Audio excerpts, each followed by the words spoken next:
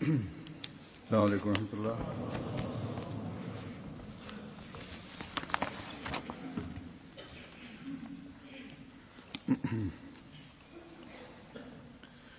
अशहदु अल्ला इलाहा इल्लल्लाह वहदहु ला शरीका लहु वअशहदु अन्ना मुहम्मदन अब्दुहु व रसूलुहु अम्मा बअदु फ़अऊज़ु बिल्लाहि मिनश शैतानिर रजीम बिस्मिल्लाहिर रहमानिर रहीम अल्हम्दुलिल्लाहि रब्बिल आलमीन अर्रहमानिर रहीम मालिकि यौमिद्दीन इय्याका नअबुदु व इय्याका नस्तईन اهدنا الصراط المستقيم صراط الذين أنعمت عليهم غير المغضوب عليهم ولا الضالين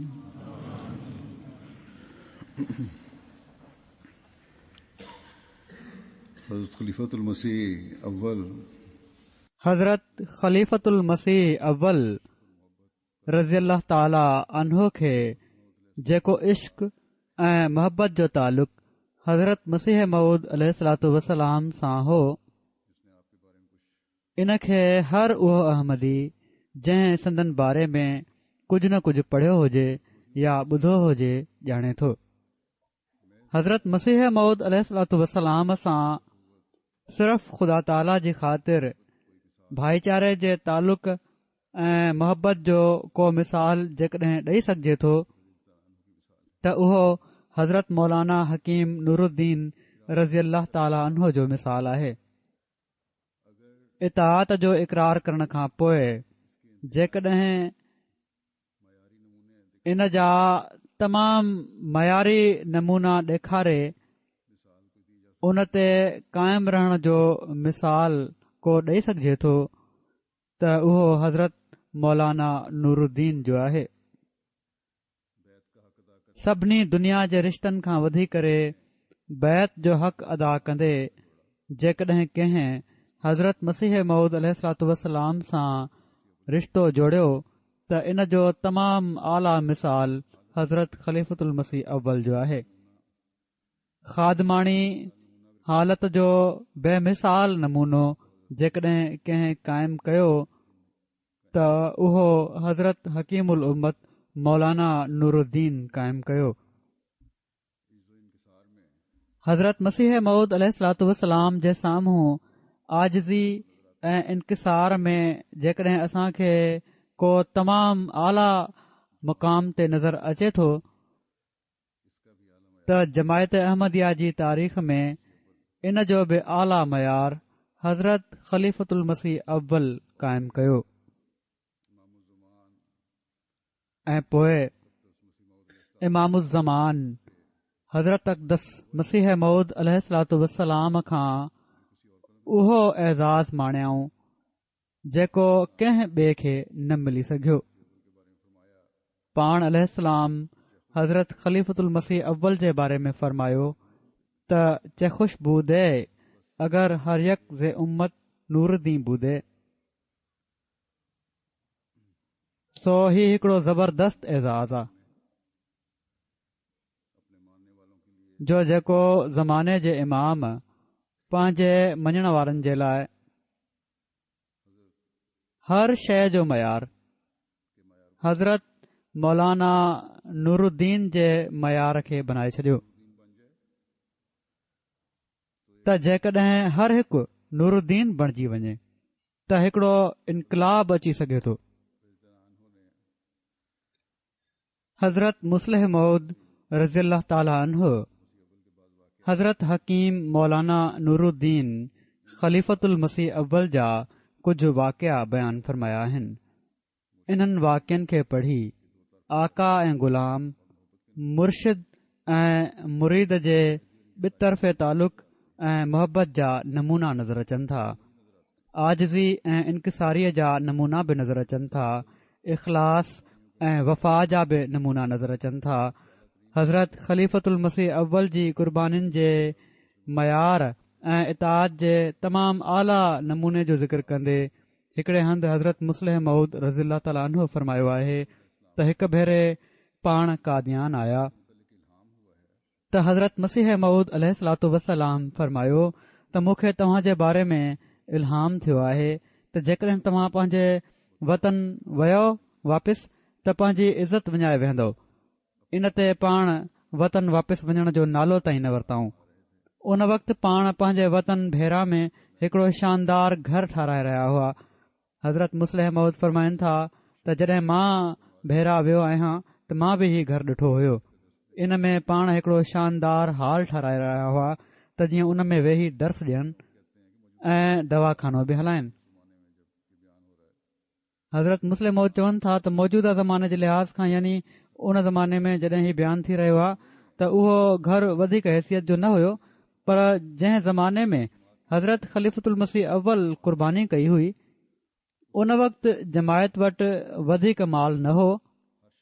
उन वक़्तु उन जहिड़ो घर ठाराइण बि हर माण्हूअ जो कमु न हो, पर हज़रत मसीह मऊद अलैहिस्सलातु वस्सलाम जे इरशाद खां पोइ पाण वापसि वञी उन घर खे ॾिठऊं ताईं बि न। किन दोस्तनि चयो बि त तव्हां हिकु दफ़ो वञी घर ॾिसी था अचो, पर पाण फ़रमायाऊं त मां उन खे ख़ुदा ताला जे लाइ छॾे ॾिनो आहे, हाणे उन खे ॾिसण जी कहिड़ी ज़रूरत आहे।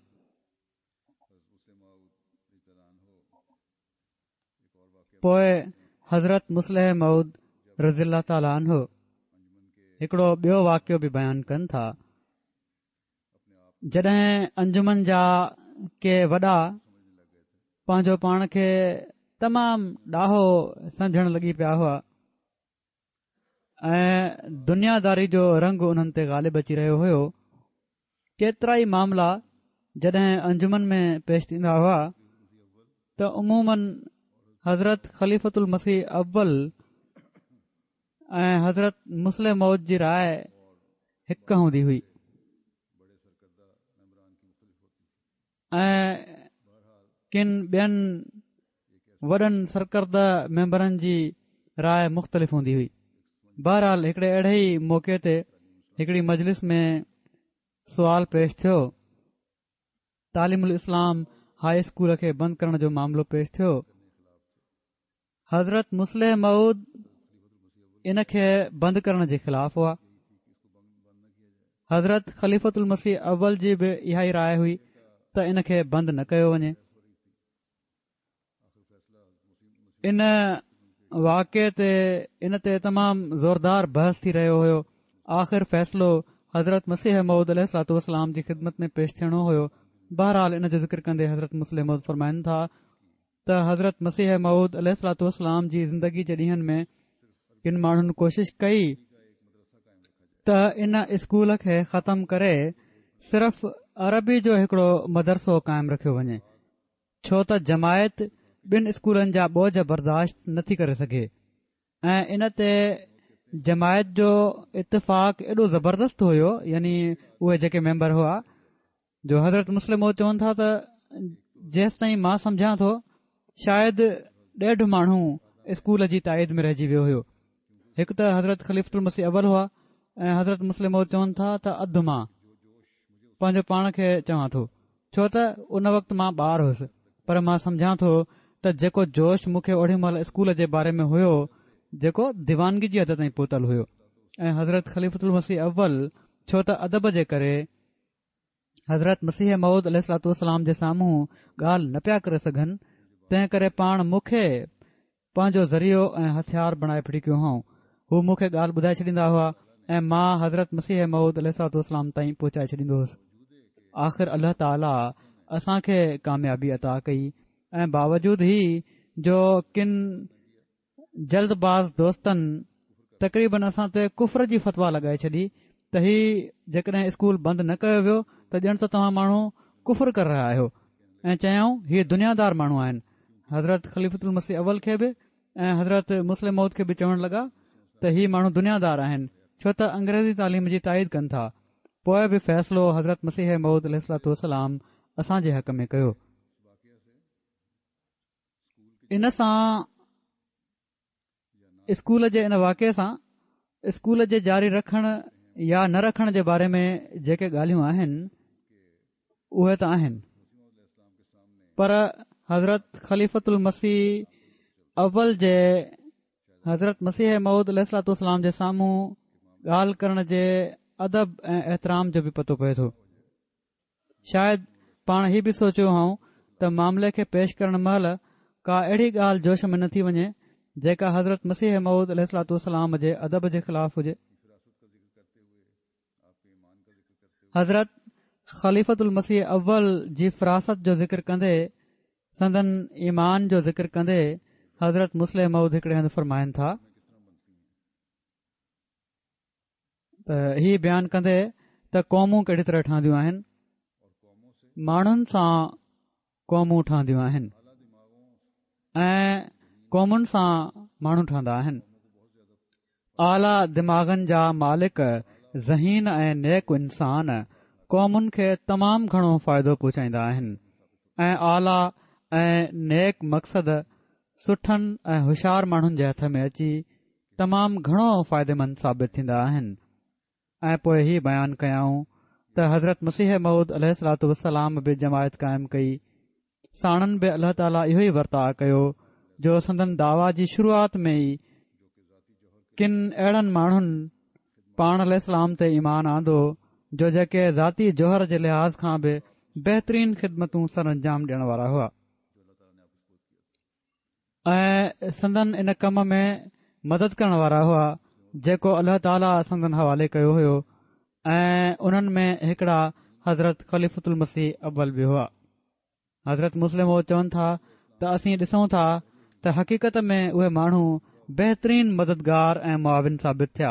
हज़रत मसीह मऊद अलैहिस्सलाम जी नबूअत जी दावा खां पहिरियां ई हज़रत ख़लीफ़ा अव्वल मौलवी नूरुद्दीन साहिब रज़ी अल्लाह ताला अन्हु जी तवजो ॾांहुं थी, यानी हज़रत मसीह मऊद अलैहिस्सलाम ॾांहुं, ऐं पाण हज़रत मसीह मऊद अलैहिस्सलाम जा किताब पढ़णु शुरू कयाऊं। जॾहिं हज़रत मसीह मऊद अलैहिस्सलाम मसीहत जी दावा कई त नबूअत जे बारे में के मज़मून पंहिंजे शुरूआती किताबनि फ़तह इस्लाम ऐं तौज़ीह मराम में बयानु फ़रमायाऊं। हिकिड़े शख़्स जेको हज़रत मसीह मऊद अलैहिस्सलाम सां बदज़नी रखंदो हुयो इन्हनि किताबनि जा कहिड़ी तरह प्रूफ ॾिसी वरिता, प्रेस में शायदि पढ़िया हुजई। हू ॼमूं वियो ऐं उन चयो अॼु मां मौलवी नूरुद्दीन साहब खे मिर्ज़ा साहब खां परे करे छॾिणो आहे। उन वक़्तु हज़रत ख़लीफ़ा अव्वल रज़ी अल्लाह ताला अन्हु हज़रत मसीह मऊद अलैहिस्सलाम जी बैत करे चुका हुआ। मसीहियत जी दावा हज़रत मसीह मऊद अलैहिस्सलाम फ़तह इस्लाम ऐं तौज़ीह मराम जी इशाअत जे ज़माने में कई, जेका बैत खां तक़रीबन 2 साल बाद थी ऐं उन ई में मसइले इजराए नबूअत जो बुनियादु रखियाऊं। जॾहिं इन शख़्स संदन किताबनि में नबूअत जे जारी थियण जे बारे में पढ़ियो त उन चयो हाणे त यकीनन मौलवी नूरुद्दीन साहब मिर्ज़ा साहब खे छॾे ॾींदा, छो त मौलवी साहब रसूल करीम सल्लल्लाहु अलैहि वसल्लम सां शदीद मोहबत रखनि था। जॾहिं हू ही ॿुधंदा त मिर्ज़ा साहब ही चयो आहे त रसूल करीम सल्लल्लाहु अलैहि वसल्लम खां बाद बि नबी अची सघे थो त हू मिर्ज़ा साहब जा मुरीद न रहंदा।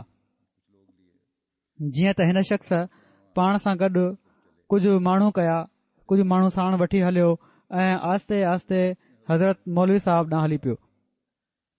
जॾहिं हू वटन पहुतो त उन हज़रत मौलवी साहब खे चयो त मां तव्हां खां हिकिड़ी ॻाल्हि पुछणु चाहियां थो। पाण चयऊं, फरमायो पुछणु छा था चाहियो? उन शख़्स चयो त जेकॾहिं कोई शख़्स चए त मां हिन ज़माने जे लाइ नबी बणाए मोकिलियो वियो आहियां ऐं रसूल करीम सलाहु वसलम खां बाद उमत मोहम्मदिया में नबूअत जारी आहे त तव्हां उन जे बारे में छा सोचींदो? उन शख़्स त हीउ सोचियो हुयो त मां हिकड़े मौलवी वटि वञा पियो थो ॼण त, पर उन खे हीउ ख़बर न हुई त मां हिकड़े मौलवी वटि न पर हिकड़े अहिड़े शख़्स वटि वञी रहियो आहियां जंहिंखां अल्लाह ताला पंहिंजे सिलसिले जो कमु वठणु चाहे थो। हज़रत ख़लीफ़ा अव्वल फरमायो त इन सुवाल जो जवाब त दावा करण वारे जी हालत ते मुनसिर आहे त छा हू इन दावा जो हक़दार आहे या न। जेकॾहिं ही दावा करण वारो इंसान रास्तबाज़ न हूंदो त असां उन खे कूड़ो चवंदासीं, ऐं जेकॾहिं दावा करण वारो को रास्तबाज़ इंसान आहे त मां ही समझंदुसि त ग़लती मुंहिंजी आहे। हक़ीक़त में नबी अची सघे थो। हज़रत ख़लीफ़ा अव्वल रज़ियल्लाहु ताला अन्हु फरमाईंदा हुआ त उन शख़्स जॾहिं मुंहिंजो ही जवाबु ॿुधो त हू पंहिंजे साथियुनि खे चवण लॻो त हलो साईं, ही बिल्कुलु ख़राब थी विया आहिनि, हाणे हिननि सां ॻाल्हि करण जो को फ़ाइदो नाहे। पाण फरमाईंदा हुआ त इन ते मूं उन खे चयो त मूंखे हीउ त ॿुधाए छॾ त ॻाल्हि छा हुई। त उन चयो त ॻाल्हि हीअ आहे जो तव्हां जे मिर्ज़ा साहब हीअ दावा कई आहे त मूं ते अल्लाह ताला जो इल्हाम नाज़िल थिए थो ऐं मां हिकड़े नबी जहिड़ो आहियां। हज़रत ख़लीफ़ा अव्वल उन जी हीअ ॻाल्हि ॿुधी फरमायो त बेशक मिर्ज़ा साहब जेको कुझु लिखियो आहे उहो सही आहे ऐं मूंखे इन ते ईमान आहे। हिकिड़ो वाक़ियो जेको सौ सिधो हज़रत ख़लीफ़ा अव्वल सां तालुक़ त नथो रखे पर रखे बि थो, उन्हनि जी भेण जो वाक़ियो आहे जंहिंजी हज़रत ख़लीफ़ा अव्वल रहनुमाई कई हुई हिकड़े पीर साहब सां सुवाल जवाब जी। उन्हनि जी भेण अहमदियत क़बूल कई ऐं हूअ हिकड़े कंहिं पीर जी मुरीदियाणी हुई ऐं पीर उन खे बरगलाइण जी कोशिश कई बैत खां पोइ। इहो ई अॼुकल्ह जे पीरनि जो हाल बि अॼु बि। इन खे बयानु कंदे हज़रत मुस्लिम मौद फरमाइनि था त हज़रत ख़लीफ़ा अव्वल रज़ियल्लाहु ताला अन्हु जी हिकड़ी भेण हिकड़े पीर साहब जी मुरीदियाणी हुई। हू कादियान आहियूं। उन्हनि हज़रत मसीह मौद अलैहिस्सलाम जी बैत करे वरिती। जॾहिं वापसि वयूं त उन्हनि जा पीर साहब चवण लॻा त तोखे छा थी वियो आहे जो तूं मिर्ज़ा साहब जी बैत करे वरिती आहे? लॻे थो त नूरुद्दीन तो ते जादू करे छॾियो आहे। हू आहियूं त हज़रत ख़लीफ़ा अव्वल रज़ियल्लाहु ताला अन्हु सां उन्हनि इहा ॻाल्हि कई। पाण फरमायाऊं जेकॾहिं वरी कॾहिं पीर साहब सां मिलण जो मौक़ो मिलई त उन्हनि खे चइजांइ त तव्हां जा अमल तव्हां सां आहिनि ऐं मुंहिंजा अमल मूं सां आहिनि। मां त मिर्ज़ा साहब खे इन लाइ मञियो आहे जो जेकॾहिं उन्हनि खे न मञा हा त क़यामत जे ॾींहुं मूंखे पादर पवनि हा। तव्हां ॿुधायो त तव्हां हुन ॾींहुं छा कंदव? पीर साहब खां पुछजांइ। जॾहिं हू वापसि वयूं त उन्हनि पीर साहब खे इहा ई ॻाल्हि चई छॾी। उहे पीर चवण लॻा त हीअ नूरुद्दीन जी शरारत थी लॻे। उन ई तोखे हीअ ॻाल्हि समझाए मूं वटि मोकिलियो आहे, पर तोखे इन बारे में कंहिं घबराहट जी ज़रूरत न आहे। जॾहिं क़यामत जो ॾींहुं ईंदो ऐं पुलिस रात ते सभई माण्हू गॾु थींदा त तुंहिंजा गुनाह मां पाण खणी वठंदुसि ऐं तूं ठप ठप करे जन्नत में हली वञजांइ। उन्हनि चयो पीर साहब असां त जन्नत में हलिया वियासीं, पोइ तव्हांजो छा बणजंदो? हू चवण लॻा त जॾहिं मलाइक मूं वटि ईंदा त मां उन्हनि खे ॻाढ़ियूं ॻाढ़ियूं अखियूं फोटारे चवंदुसि त छा असां जे नाने इमाम हुसैन जी शहादत काफ़ी न हुई जो अॼु क़यामत जे ॾींहुं असां खे बि सतायो पियो थो वञे। सो ही ॿुधंदे ई मलाइक शर्मसार थी भॼी वेंदा ऐं असां बि टपा ॾींदे जन्नत में दाख़िल थी वेंदासीं।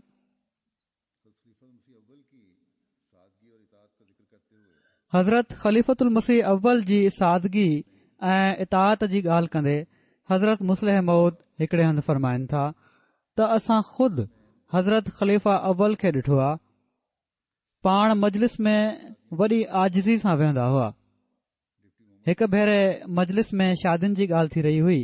डिप्टी मोहम्मद शरीफ़ साहब जेके हज़रत मसीह मऊद अलैहिस्सलातु वस्सलाम जा असहाबी आहिनि, उहे ॿुधाइनि था त हज़रत ख़लीफ़ा अव्वल ओकड़ो वेठा हुआ, यानी पाण पंहिंजा गोॾा मथे कया हुआऊं ऐं कंध निवड़ाए गोॾनि में ॾेई छॾियो हुआऊं, जो हज़रत मसीह मऊद अलैहिस्सलाम फरमायो, मौलवी साहब, जमायत जे वधण जो हिकड़ो ज़रियो औलाद जी घणाई बि आहे। तंहिं करे मुंहिंजो ख़्यालु आहे त जेकॾहिं जमायत जा दोस्त हिक खां वधीक शादियूं कनि त इन सां बि जमायत वधी सघे थी। हज़रत ख़लीफ़ा अव्वल गोॾनि मां कंधु कढियो ऐं फरमायाऊं त हुज़ूर, मां त तव्हांजो हुकुम मञण जे लाइ तयारु आहियां, पर हिन उमिरि में मूंखे को शख़्स पंहिंजी धीउ ॾियण जे लाइ तयारु न थींदो। इन ते हज़रत मसीह मऊद अलैहिस्सलाम खिली ॾिनो त ॾिसो, हज़रत मुस्लिम मऊद फरमाइनि था, ॾिसो ही इनकिसार ऐं हज़रत मसीह मऊद अलैहिस्सलाम जो अदब हुयो, जंहिं जे करे उन्हनि खे हीउ रुतबो मिलियो। अॼुकल्ह के माण्हू शादियुनि जा शौक़ीन आहिनि, पर इन जे करे न आहिनि हूंदा शौक़ीन। जेकॾहिं त हीउ जाइज़ सबबु हुजे या के जाइज़ सबबु हुजनि त जाइज़ आहे शादी करणु, पर के माण्हू पंहिंजे घरनि खे बर्बाद करे शादियूं कनि था। उन्हनि खे इन शइ खां बचणु घुर्जे ऐं इन बारे में बि हज़रत मसीह मऊद अलैहिस्सलाम तमामु सख़्ती सां मना फ़रमायो आहे। पोइ हीअ ॻाल्हि बयानु करण खां पोइ हज़रत ख़लीफ़ा अव्वल जी हज़रत मुस्लिह मऊद रज़ियल्लाहु ताला अन्हु हीअ ॻाल्हि कई त संदन ॿारनि मां किन ख़िलाफ़त ऐं जमायत जे बारे में ग़लति रवैयो अख़्तियार कयो, पर हाणे बि जमायत संदन यानी हज़रत ख़लीफ़ा अव्वल जो एहतराम करण ते मजबूर आहे ऐं उन्हनि जे लाइ दुआऊं करे थी ऐं अल्लाह ताला असांजनि दिलनि में उन इनकिसार ऐं मोहबत जी जेका खेनि हज़रत मसीह मऊद अलैहिस्सलाम सां हुई, उहा अज़मत विधी आहे, जो बावजूद इन जे जो किन पुटनि ग़लति रवैयो अख़्तियार कयो, पोइ बि उन्हनि जे पीउ जी मोहबत असांजनि दिलनि मां नथी वञे। पोइ बि असां उन्हनि खे पंहिंजनि दुआउनि में यादि रखूं था ऐं चऊं था त अल्लाह ताला उन्हनि जे दर्जनि खे बुलंद करे, छो त उन्हनि उन वक़्तु हज़रत मसीह मऊद अलैहिस्सलाम खे मञियो जॾहिं सॼी दुनिया संदन मुख़ालिफ़ हुई। सो हज़रत ख़लीफ़तुल मसीह अव्वल जो हिकड़ो मक़ाम आहे जेको हमेशा रहंदो। इन में बयानु कयल हज़रत मसीह मऊद अलैहिस्सलाम जी इन ॻाल्हि त जमायत जो अंग वधाइण जो हिकड़ो ज़रियो औलाद जी घणाई बि आहे, इन बारे में हज़रत मुस्लिम मऊद जो बि हिकड़ो बयानु आहे जेको उन्हनि जे पंहिंजे हज़रत मुस्लिम मऊद जे बारे में या हज़रत मसीह मऊद अलैहिस्सलाम जी औलाद जे बारे में आहे। पाण फरमाइनि था त हज़रत मसीह मऊद अलैहिस्सलाम जॾहिं असांजी शादियुनि जी तजवीज़ फरमाई त सभिनी खां पहिरियां ही सुवाल कंदा हुआ त फलाणे माण्हू वटि औलाद घणी आहे, हू घणा ॿाहिरि आहिनि, अॻिते हुननि जी औलाद केतिरी आहे। हज़रत मुस्लिम मऊद चवनि था त मूंखे यादि आहे त जंहिं हंधि मियाँ बशीर अहमद साहब जी शादी जी तारीख़ थी, उन जे बारे में हज़रत मसीह मऊद अलैहिस्सलाम पुछियो त इन ख़ानदान जी केतिरी औलाद आहे। जॾहिं खेनि ख़बर पई त 7 पुट आहिनि, त हज़रत मसीह मऊद अलैहिस्सलाम ॿियनि सभिनी ॻाल्हियुनि ते गौर करण खां पहिरियां फरमाइण लॻा त तमामु भलो आहे, इते ई शादी कई वञे। फरमाइनि था त मुंहिंजी ऐं मियाँ बशीर अहमद साहब जी शादी जी तजवीज़ गॾु ई थी हुई। असां ॿिन्ही जी शादी महल हज़रत मसीह मऊद अलैहिस्सलाम इहो ई पुछियो हुयो त मालूम कयो वञे त जिथे रिश्ता तजवीज़ थिया आहिनि उन्हनि वटि औलाद केतिरी आहे, केतिरा पुट आहिनि, केतिरा भाइर आहिनि, त जिथे पाण ॿियनि ॻाल्हियुनि खे ॾिठाऊं उते वलूदनि खे मुक़दम रखियाऊं। हज़रत मुस्लिम मऊद चवनि था, हाणे बि के माण्हू जॾहिं मूंखां सलाह वठंदा आहिनि, मां उन्हनि खे इहा ई सलाह ॾींदो आहियां त ॾिसो, जिथे रिश्ता तजवीज़ थिया आहिनि उन्हनि वटि औलाद केतिरी आहे। अॼुकल्ह जी दुनिया में फैमिली प्लानिंग ते तमामु घणो ज़ोर ॾिनो पियो थो वञे, ऐं पर अहिड़ा मुल्क जिथे इन ते तमामु घणो ज़ोर ॾिनो वियो, उन्हनि में हाणे हीउ अहसासु वधी रहियो आहे त हीउ ग़लति आहे। जॾहिं इंसान कुदरत जे कानून सां विढ़ण जी कोशिश कंदो आहे त मसाला पैदा थींदा आहिनि। हिकड़े वॾे वक़्त ताईं चीन पंहिंजे शहरनि ते पाबंदी लॻाए छॾी हुई त हिक खां वधीक ॿार न थिए, न त ॾंड या सज़ा बि मिलंदी। ऐं अहिड़ा बि वाक़िया थिया हुते जो माण्हुनि या पंहिंजा ॿार ज़ाया करे छॾिया या उन्हनि खे पैदाइश महल मारे छॾियऊं। पर हाणे इन जो अहसासु इन्हनि माण्हुनि में पैदा थियो आहे ऐं हाणे उन्हनि इन पाबंदी खे ख़तमु कयो आहे। छो ऐं के ॿिया मुल्क बि आहिनि जिथे हीअ पाबंदी आहे ऐं हाणे हीउ चयो पियो थो वञे त जेकॾहिं हीअ पाबंदी जारी रही त इन्हनि मुल्कनि में कुझु वक़्त खां पोइ अफ़रादी कुवत बिल्कुलु ख़तमु थी वेंदी। उन्हनि खे कमु करण वारा न लभंदा। ईंदड़ नसुल जेको आहे उन में एॾो वॾो गैप अची वेंदो जो विच में इन वक़फ़े खे गैरनि जे ज़रिए सां भरणो पवंदो। जीअं त हाणे ही पॉलिसियूं पंहिंजूं मटे रहिया आहिनि ऐं इहो ई नतीजो निकिरंदो आहे जॾहिं अल्लाह ताला जे कानून सां इंसान विढ़ण जी कोशिश करे या पंहिंजो पाण खे सभु अकुल वारो सम्झे। हाणे उन्हनि खे ही फ़िक्र पैदा थी वियो आहे त असांजी पीढ़ियुनि में जेको एॾो हिकिड़ी पीढ़ी खां ॿी पीढ़ी ताईं एॾी वॾी विथी पैदा थी वेंदी, इन खे भरणु ख़बर नाहे कहिड़ी तरह भरियो वेंदो ऐं इन जे करे पोइ क़ौमुनि खे नुक़सानु थींदो। बहरहाल हीअ ज़मीनी ॻाल्हि विच में आई। हज़रत मुस्लिम मऊद रज़ी ताला अन्हु हज़रत ख़लीफ़तुल मसीह अव्वल जे इख़लास, आजिज़ी ऐं सादगी जो हिकिड़ो ॿियो वाक़ियो बयानु कनि था। फरमाइनि था त ख़िदमत जे लाइ मुख़्तलिफ़ सामाननि जी ज़रूरत हूंदी हुई, खाधो पचाइण जी ज़रूरत हूंदी हुई। शुरू में जॾहिं कादियान में हज़रत मसीह मऊद अलैहिस्सलाम वटि महिमान ईंदा हुआ, सौदो वग़ैरह आणण जी ज़रूरत पवंदी हुई ऐं हीउ ज़ाहिर आहे त हीउ कमु सिर्फ़ असांजे ख़ानदान जा माण्हू न पिया करे सघनि। अक्सर इहो ई थींदो हुयो जो जमायत जा माण्हू रलजी सलजी उहो कमु कंदा हुआ। उन वक़्तु तरीक़ो ई हुयो, लंगर खाने जो बाक़ाइदा इंतज़ाम त कोन हुयो, त जेकॾहिं बल अची वेंदो हुयो यानी छेणा काठियूं वग़ैरह ऐं उहो अंदरि रखणो हूंदो हुयो यानी स्टोर में रखणो हूंदो हुयो त घर जी नौकिराणी सॾु कंदी हुई त बल अची वियो आहे, को माण्हू आहे त उहो अची वञे ऐं उहो अंदरि रखाए। इहो बाहि ॿाराइण जे लाइ जेको सामान आयो आहे। 5-7 माण्हू जेके हाज़िर हूंदा हुआ उहे अची वेंदा हुआ ऐं उहे शयूं खणी अंदरि रखे छॾींदा हुआ। 2-3 दफ़ा ईअं थियो जो कम जे लाइ ॿाहिरि नौकिराणी सॾु कयो पर को माण्हू न आयो। हिकु दफ़ो लंगर खाने जे लाइ छेणनि जी हिकिड़ी भरी आई।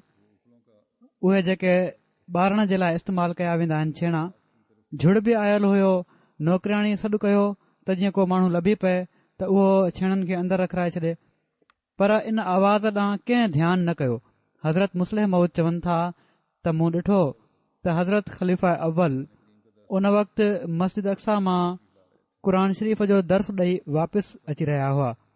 पाण ओॾी महिल ख़लीफ़ा न हुआ, पर दीनियात जे इल्म, तक़वा ऐं तिब जे करे खेनि जमायत में हिकिड़ी ख़ासि पोज़ीशन हासिल हुई ऐं माण्हुनि ते संदन ॾाढो असरु हो।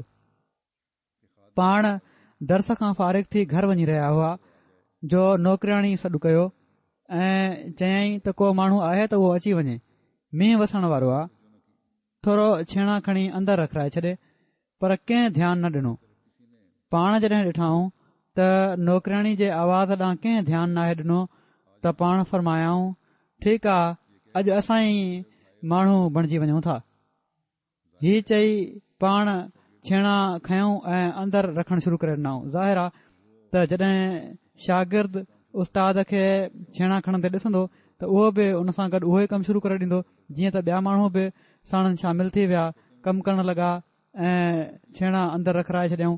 हज़रत मुस्लिम मऊद चवनि था मूंखे यादि आहे त मां 2-3 मौक़नि ते खेनि ईअं कंदे ॾिठो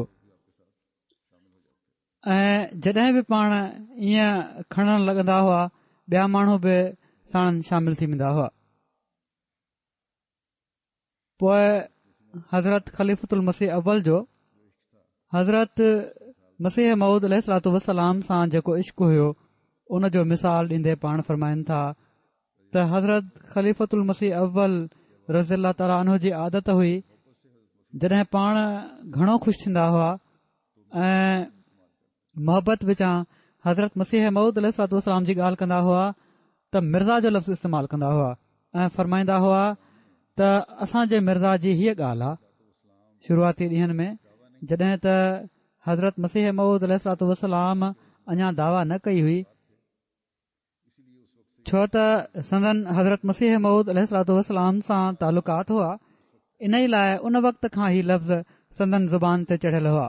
केतिरा ई नादान ओॾीमहिल एतिराज़ कंदा हुआ ऐं चवंदा हुआ त हज़रत मौलवी साहब जी दिलि में नऊज़ बिल्ला हज़रत मसीह मऊद अलैहिस्सलातु वस्सलाम जो अदब कोन्हे। हज़रत मसीह मऊद अलैहिस्सलातु वस्सलाम जे ज़माने में खेनि माण्हू आम तौर ते यानी ख़लीफ़ा अव्वल खे मौलवी साहब या वॾा मौलवी साहब चवंदा हुआ।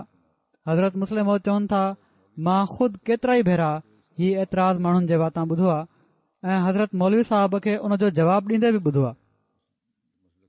जीअं त हिकु भेरे हिन ई मस्जिद अक्सा में ख़ुतबो ॾेई रहिया हुआ। हज़रत ख़लीफ़ा अव्वल जॾहिं त दर्स ॾेई रहिया हुआ, पाण फरमायाऊं के माण्हू मूं ते एतिराज़ कनि था ऐं चवनि था त मां हज़रत मसीह मऊद अलैहिस्सलातु वस्सलाम जो अदब नथो कयां, हालांकि मां मोहबत ऐं प्यार जी शिदत जे करे ही लफ़्ज़ ॻाल्हाईंदो आहियां। हज़रत मुस्लिम मौद फरमाइनि था त ज़ाहिरी लफ़्ज़नि खे न ॾिसणु घुर्जे, पर उन्हनि लफ़्ज़नि जे अंदरि हक़ीक़त जेका ॻुझी हुजे उन खे ॾिसणु घुर्जे। पोइ ॿितरफ़े इख़लास ऐं मोहबत जो हिकिड़ो ॿियो मिसाल, हज़रत ख़लीफ़तुल मसीह अव्वल में जेतिरे क़दुरु इख़लास हुयो उहो कंहिंखां ॻुझो न आहे। हज़रत मुस्लिम मऊद फरमाइनि था पर उन्हनि खे तेज़ पंधु करण जी आदत न हुई ऐं हज़रत मसीह मऊद अलैहिस्सलातु वस्सलाम जॾहिं सैर जे लाइ वेंदा हुआ त हज़रत ख़लीफ़तुल मसीह अव्वल बि साण हूंदा हुआ, पर थोरो परे हली जॾहिं हज़रत मसीह मऊद अलैहिस्सलातु वस्सलाम तेज़ विखूं करे वेंदा हुआ, हज़रत ख़लीफ़ा अव्वल ॻोठ जे ओभर पासे ॻोठ जे ॿाहिरां हिकिड़ो बड़ जो वण हुयो उन जे हेठां वेही रहंदा हुआ। जॾहिं हज़रत मसीह मऊद अलैहिस्सलातु वस्सलाम सैर तां वापसि ईंदा हुआ त वरी हुज़ूर सां गॾु थी वेंदा हुआ। कंहिं हज़रत मसीह मऊद अलैहिस्सलातु वस्सलाम सां ॻाल्हि कई त हज़रत मौलवी साहब सैर जे लाइ नथा वञनि। पाण फरमायाऊं उहे त रोज़ वेंदा आहिनि। इन ते खेनि ॿुधायो वियो त हू सैर जे लाइ साण त हलंदा आहिनि, पर पोइ बड़ जे हेठां वेही रहंदा आहिनि ऐं वापसी ते साण शामिल थी वेंदा आहिनि। जीअं त इन खां पोइ हज़रत मसीह मऊद अलैहिस्सलातु वस्सलाम हमेशा हज़रत ख़लीफ़ा अव्वल खे पाण सां गॾु सैर में रखंदा हुआ ऐं जॾहिं पाण तेज़ थी वेंदा हुआ ऐं हज़रत ख़लीफ़ा अव्वल तमामु पोइते रहिजी वेंदा हुआ त पाण हलंदे हलंदे बीह रहंदा हुआ ऐं फरमाईंदा हुआ, मौलवी साहब फलाणी ॻाल्हि कीअं आहे। मौलवी साहब तेज़ तेज़ पंधु करे वटन पहुची वेंदा हुआ ऐं साण गॾु हली पवंदा हुआ त वरी हज़रत मसीह मऊद अलैहिस्सलातु वस्सलाम थोरी देरि खां पोइ तेज़ हलणु शुरू कंदा हुआ, अॻिते हलिया वेंदा हुआ। थोरो परे वञी वरी हज़रत मसीह मऊद अलैहिस्सलातु वस्सलाम बीह रहंदा हुआ ऐं फरमाईंदा हुआ, मौलवी साहब फलाणी ॻाल्हि त हिन तरह आहे। मुख़्तलिफ़ ॻाल्हियूं थींदियूं हुयूं। मौलवी साहब वरी तेज़ी सां वटन पहुची वेंदा हुआ ऐं तेज़ तेज़ हलण जे करे सहकण लॻी पवंदा हुआ, पर हज़रत मसीह मऊद अलैहिस्सलातु वस्सलाम खेनि पाण सां गॾु रखंदा हुआ। 30-40 गज़ पंधु करे मौलवी साहब वरी पोइते रहिजी वेंदा हुआ ऐं पाण वरी का ॻाल्हि चई मौलवी साहब खे मुखातिब फरमाईंदा हुआ ऐं उहे तेज़ी सां साणनि अचे रलिजी वेंदा हुआ। हज़रत मसीह मऊद अलैहिस्सलातु वस्सलाम जो मक़सदु इहो हुयो त अहिड़ी तरह मौलवी साहब खे तेज़ पंधु करण जी आदत पइजी वञे। हीउ सिर्फ़ तेज़ पंधु करण जी प्रैक्टिस न हुअण जो नतीजो हुयो जो मौलवी साहब आस्ते पंधु कंदा हुआ, छो त तिब जो पेशो अहिड़ो आहे जो इन में उमूमन इंसान खे वेही कमु करणो पवंदो आहे ऐं जेकॾहिं ॿाहिरि कंहिं मरीज़ खे ॾिसण जे लाइ वञण जो इतफ़ाक़ थिए त सवारी मौजूदु हूंदी आहे। इन लाइ हज़रत ख़लीफ़तुल मसीह अव्वल खे तेज़ पंधु करण जी प्रैक्टिस न हुई, न त इख़लास मंझंदि जेतिरे क़दुरु हुयो उन जे बारे में ख़ुदि हज़रत मसीह मऊद अलैहिस्सलातु वस्सलाम फरमाइनि था, चाहे ख़ुशि बूदे अगरि हर यक ज़े उम्मत नूरदी बूदे। वरी हिकिड़ो ॿियो मिसाल जंहिं मां हज़रत ख़लीफ़ा अव्वल जो इख़लास बि ज़ाहिर थिए थो ऐं तवकुल बि बयानु कनि था हज़रत मुस्लिम मऊद त हज़रत ख़लीफ़तुल मसीह अव्वल रज़ियल्लाहु ताला अन्हु हिकु भेरे दवाख़ाने में वेठा हुआ। हज़रत मसीह मऊद अलैहिस्सलातु वस्सलाम दिल्ली में हुआ। उते हज़रत मीर साहब ॾाढो बीमार थी पिया। कॉलनि जो एॾो वॾो हमिलो थियो जो डॉक्टरनि चयो त ऑपरेशन थियणु घुर्जे। किन माण्हुनि चयो त किन यूनानी दवाउनि सां बिना ऑपरेशन जे बि शिफ़ा मिली वेंदी आहे।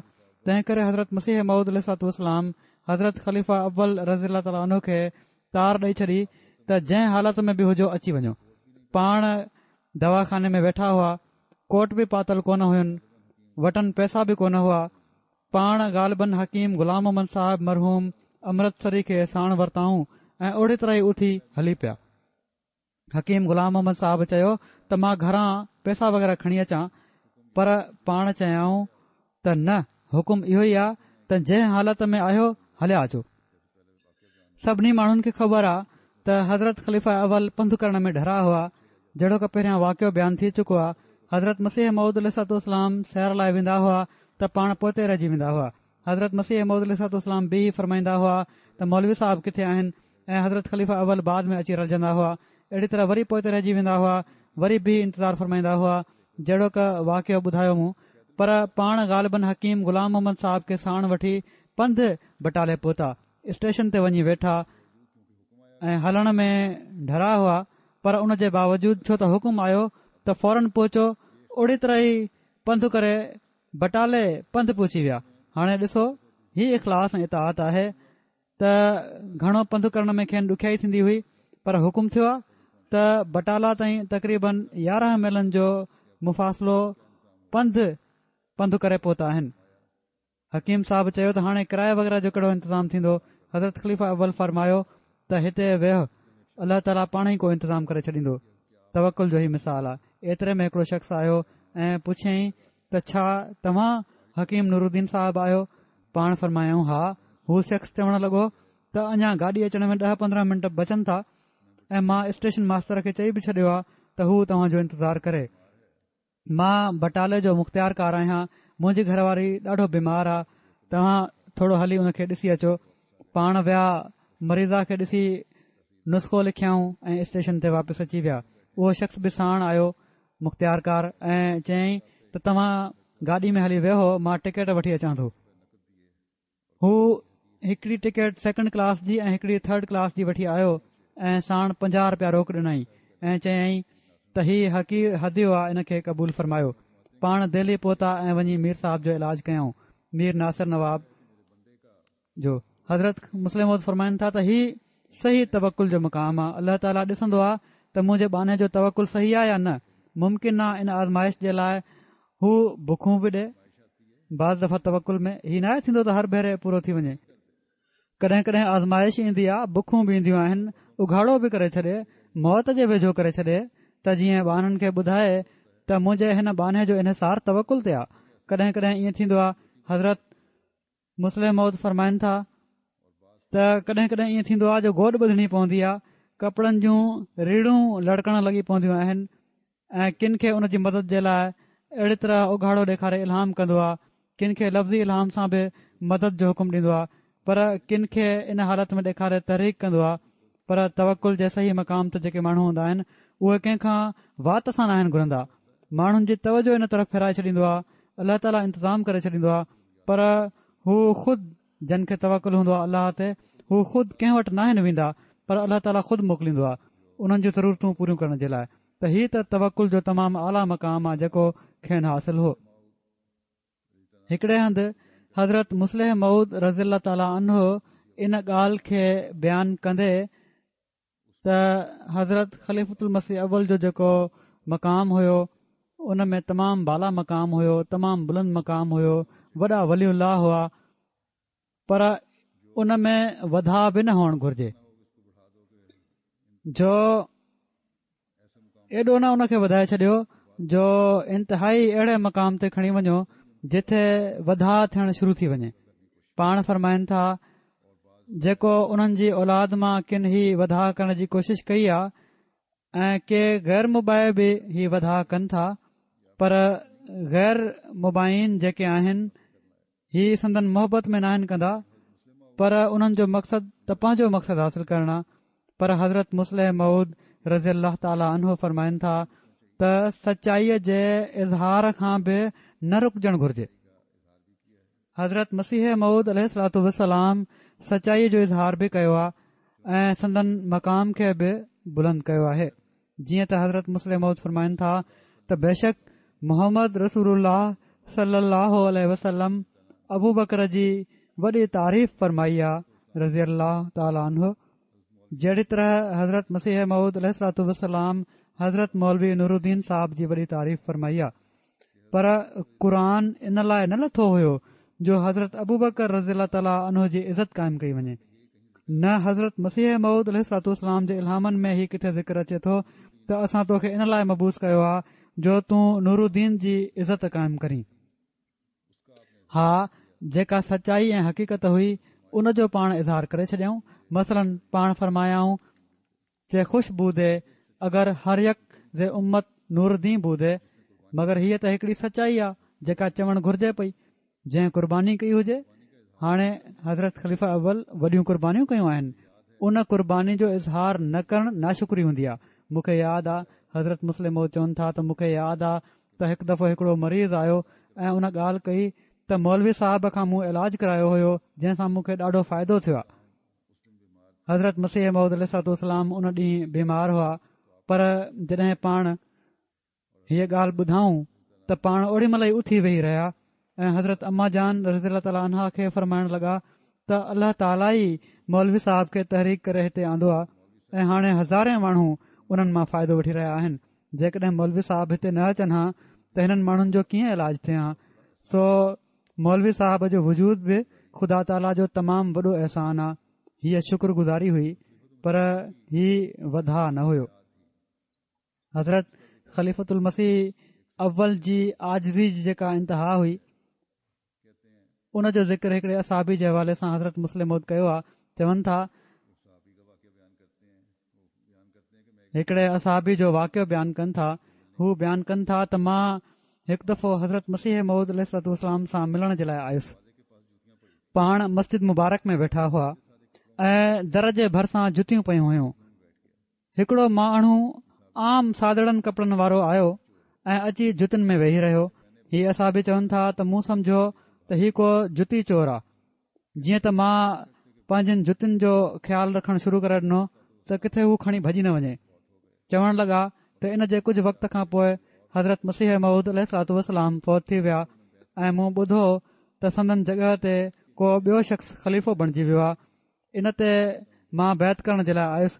जॾहिं मां बैत जे लाइ पंहिंजो हथु अॻिते कयो त मां छा थो ॾिसां त उहो ई शख़्स हुयो जंहिंखे मां पंहिंजी बेवकूफ़ी में जुती चोर सम्झो हुयो, यानी हज़रत ख़लीफ़ा अव्वल। ऐं मां पंहिंजी दिलि में ॾाढो शर्मसार थियुसि। संदन आदत हुई त पाण जुतियुनि में अची वेही रहंदा हुआ। हज़रत मसीह मऊद अलैहिस्सलातु वस्सलाम सॾु कंदा हुआ त पाण थोरो अॻिते अची वेंदा हुआ। वरी जॾहिं चवंदा हुआ त मौलवी नूरुद्दीन साहिब नाहिनि आया त पोइ कुझु अञा अॻिते अची वेंदा हुआ। अहिड़ी तरह बार बार चवण खां पोइ किथे हू अॻिते ईंदा हुआ। त हीअ असां बि वरी बयानु कनि था त मां उन्हनि जी औलाद खे बि चवंदो हुउसि त हीउ मक़ाम जेको उन्हनि हासिल कयो आहे अहिड़ी तरह आजिज़ी सां हासिल कयो आहे उन्हनि। बहरहाल हीअ त हुई संदन आजिज़ी। उन शख़्स जी आजिज़ी जेको इल्म ऐं मारिफत में बि पंहिंजी हद ते पहुतल हो, जेको हिंदुस्तान जे चोटी जे हकीमनि मां हो, जंहिंखे हज़रत मसीह मऊद अलैहिस्सलातु वस्सलाम तमामु अज़ीम एज़ाज़ सां नवाज़ियो। पर इन्हनि सभिनी ॻाल्हियुनि खेनि आजिज़ीअ में अञा वधायो। अल्लाह ताला संदन दर्जा बुलंद फरमाईंदो वञे ऐं संदन नाले ते फ़साद पैदा करण वारनि खे बि अकुल ॾे, समझ ॾे ऐं असांखे बि हज़रत मसीह मऊद अलैहिस्सलातु वस्सलाम जी ख़्वाहिश जे मुताबिक़ इन नमूने मां सबक़ हासिल करण जी तौफ़ीक़ अता फ़रमाए। अॼु मॉरिशस जो बि सालियानो जलसो थी रहियो आहे। मॉरिशस में जमायत अहमदिया खे क़ाइमु थिए 100 साल थी चुका आहिनि। हू पंहिंजी सेंटेनरी मल्हाइनि पिया था। अल्लाह ताला उन्हनि जो हीउ जलसो बि हर लिहाज़ खां बाबरकत करे ऐं ही 100 साल आईंदा उते नई तरक़ियुनि जो पेशख़ैमो साबित थियनि ऐं नवे खां नवां मनसूबा ठाहिनि। उते के फ़सादी माण्हू बि आहिनि। अल्लाह ताला उन्हनि खां बि जमायत खे महफ़ूज़ रखे ऐं हर शर खां बचाए ऐं हर लिहाज़ खां जलसे खे ऐं उन्हनि जे प्रोग्रामनि खे बाबरकत फ़रमाए।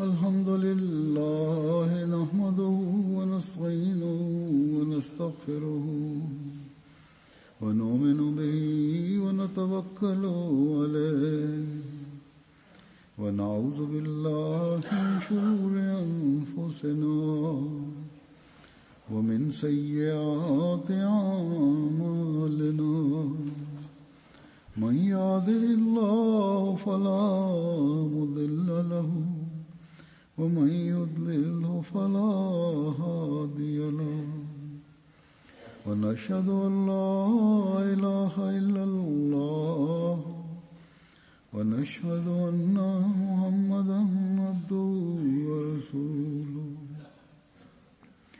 عباد الله رحمكم الله إن الله يأمر بالعدل والإحسان وإيتاء ذي القربى وينهى عن الفحشاء والمنكر والبغي يعظكم لعلكم تذكرون اذكروا الله يذكركم وادعوه يستجب لكم ولذكر